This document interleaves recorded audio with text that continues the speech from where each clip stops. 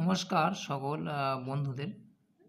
তো অবশ্যই সমস্ত বন্ধুদের বলব, যার যেসব বন্ধু আছেন তারা অবশ্যই বলব যে সাবস্ক্রাইবটা করবেন আর লাইকটা অবশ্যই করবেন।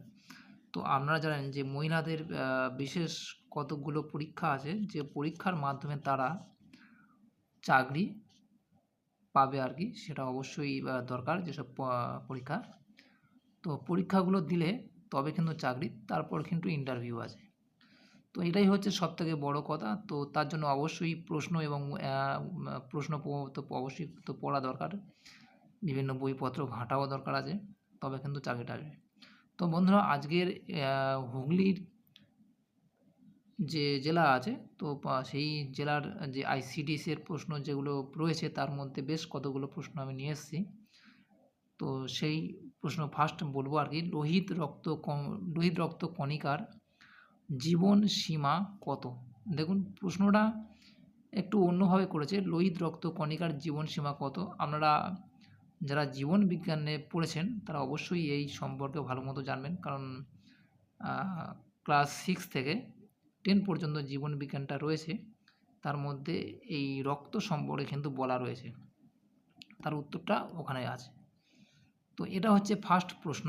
এর পরের প্রশ্ন হচ্ছে, এটা হচ্ছে বারবার বলবো বন্ধুরা, সাবস্ক্রাইবটা করে নেবেন, কারণ চ্যানেল যদি সাবস্ক্রাইব করেন তো পরের প্রশ্ন উত্তর সবই এখান থেকে পেয়ে যাবেন। তো এটাই হচ্ছে মেন। তো আমি পরের প্রশ্ন বলব, একলব্য কিসের চরিত্র? দেখুন, লোহিত রক্তকণিকা সেটা হচ্ছে রক্তে রয়েছে, একলব্য কিন্তু একটা বিশেষ গল্পে রয়েছে।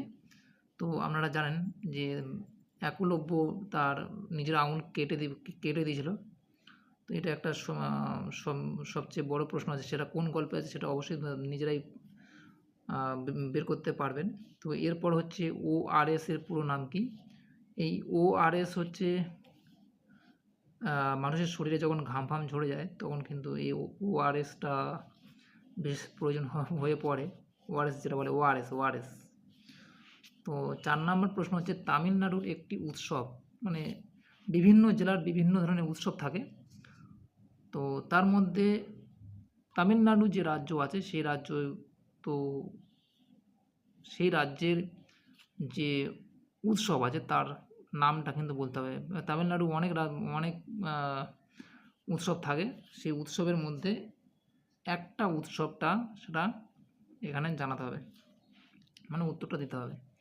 এরপরে যেটা প্রশ্নটা হচ্ছে 5 নম্বর, যে পশ্চিমবঙ্গের মোট ব্লক সংখ্যা কত? সবথেকে ভালো প্রশ্ন করেছে, পশ্চিমবঙ্গের মোট ব্লক সংখ্যা কত? বিভিন্ন জেলার বিভিন্ন ব্লক আছে, তো সেটার সংখ্যাটা কত সেটা আপনাদের জানাতে হবে।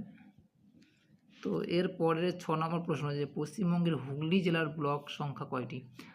যে জেলার প্রশ্ন আছে সেই জেলার সম্পর্কে কিন্তু বলা রয়েছে যে এই জেলার ব্লক সংখ্যা কিন্তু কটা আছে। তো বন্ধুরা, বলছি ভালো করে প্রশ্নটা পড়ে উত্তর দিন, যাতে না আপনাদের ভুল হয়, কারণ ভুল হলেই কিন্তু কাটা যাবে।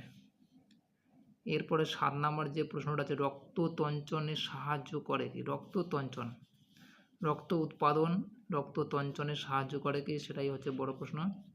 এরপর দেখুন, জিপিএস কী কাজে ব্যবহৃত হয়? জিপিএস আপনারা জানেন যে এর মাধ্যমে কিন্তু অনেক কিছু নেট ফেটে কিন্তু অবশ্যই ব্যবহৃত হয়।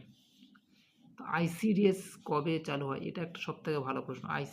আইসিডিএসটা বেশ করে কে চালু করেন, কবে চালু হয়েছে, কী কারণে চালু হয়েছে, এটা হচ্ছে আইসিডিএস। যার যার নামে আপনারা পরীক্ষা দিচ্ছেন, যার ভিত্তিতে চাকরিটা করবেন, সেটা হচ্ছে আইসিডিএস। আর 10 নম্বর প্রশ্ন, কোন ভিটামিনের অভাবে বন্ধ্যাত্ব রোগ হয়?